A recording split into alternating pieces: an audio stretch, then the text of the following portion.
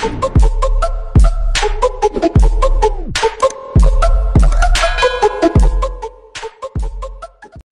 magandang gabi sa inyong lahat, mga idol na nanay at tatay dyan. Narito ang ating cooking tips ngayong gabi. Magluluto tayo ng lutong Ilocano, dinengdeng. Bago ako magpatuloy mga idol, dapat nakapalo ka na sa aking mga video para updated ka. Kaya upload natin cooking tips gabi-gabi. Narito nga pala ang ating mga gagamiting sangkap sa pagluluto ng dinengdeng. Papakita ko sa inyo. Tara, samahan nyo ko. Meron tayo ditong kalabasa mga idol. Siyempre, meron din tayong sitaw. Siyempre, narito ang ating talong, ang ating okra, ang sigarilyas, at ang patola. Ayan.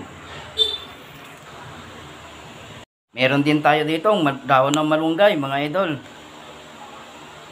At siyempre, meron tayo ditong bawang at lemongrass. Lalagyan natin yan ng lechon kawali dahil sa wala tayong pritong isda. Lechon kawali ang ating opsyon. Siyempre, para sa mga Ilocano, hindi mawawala ang ating bagong isda or bagoong. Tara guys, umpisa na natin magluto. Dito sa ating kawali, meron na akong tubig. Lalaglag ko na tong bawang at lemongrass. Sasabay ko na rin tong bagoong isda or bagoong sa Ilocano. Siyempre, lalagyan natin yan ng ating seasoning powder o pampalasa. Ayan. Pakukuluin muna natin yan guys bago natin ilagay ang ating mga gulay.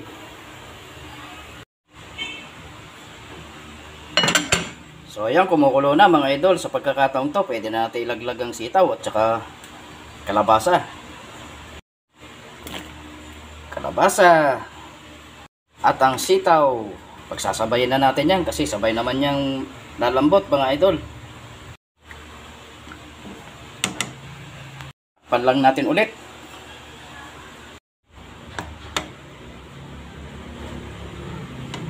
So yan mga idol, malambot na yung kalabasa at sitaw. Ilalaglag na natin ang ating sigarilyas, talong, okra at patola. Lang to sigarilyas. Ting sigarilyas. Sabay ko na tong okra.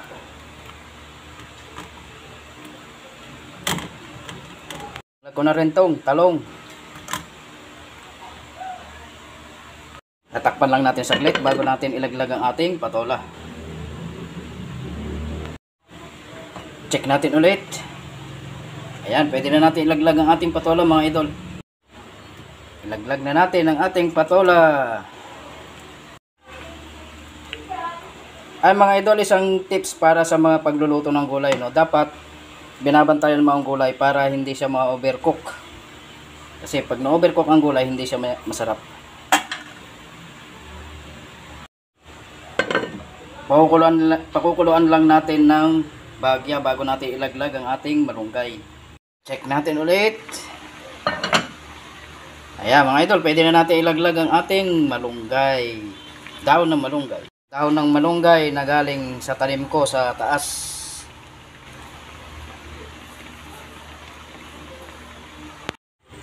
Check natin ulit. Ayan mga idol, pwede na natin ilaglag yung ating toppings na lechon kawali. Ating lechon kawali toppings sa dinengdeng, ang pangpinali. Ayan mga idol, pwede na tayong mag-plate. Papakita ko sa inyo.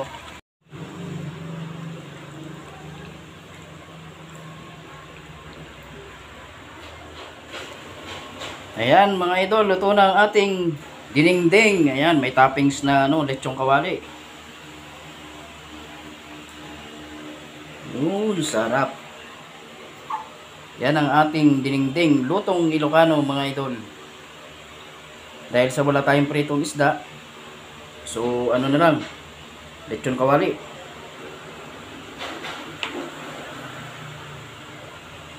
So yan na nga mga idol ang ating cooking tips ngayong gabi, yung Ilocano dish or dininding sa Ilocano.